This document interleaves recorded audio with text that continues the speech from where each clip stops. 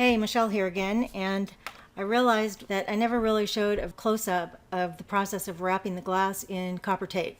So I thought that would be a good topic to make one video on. The copper tape I use is this venture tape. You can get it black backed, which just means that the back side of the tape is black. Here's a situation where a pendant, you might care whether it's black back or not, because this is it's just a transparent piece of glass, and then I have a little wing, a little brass wing floating between these two sheets of glass. And so you actually you can see that I still have a little bit of turtle wax in there. Apparently I haven't buffed this out yet. It's been sitting around for a year. I guess I got distracted. But you really can kind of see a little bit.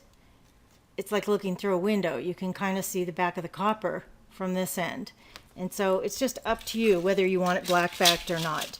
This is the wave, the new wave it's called. It's by Venture Tape, black back, and it's got a wavy. I don't use it too much, but it makes a really pretty kind of scalloped edge. Like the solder just follows that edge perfectly, and it really looks like you put a lot of workmanship into it, and basically the solder is just going to flow onto those little bumps. It's a really neat effect. And as you can see, I paid $14.25 for this roll of 108 feet, 36 yards. So I got that at a stained glass store. I like to put my copper tape into these CD sleeves, and then I put a little dot here that's got a little Velcro dot that I think I got at Walmart just to keep it closed. Like here's what I was doing. I was cutting a little corner off of here so that I could just take out as much as I need without having the whole roll unravel.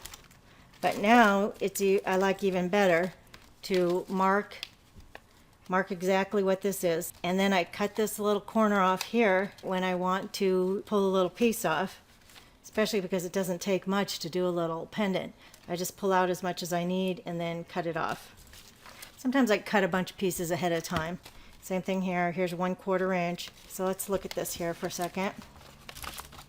I seem to use this 1/4 inch more than I use the 7/32, and apparently it's 1/4 inch is just a hair thicker than the 7/32. It's actually 1/32 thicker, and I just like it better because once you wrap it, you're going to wrap around the width. Some of these are skinny.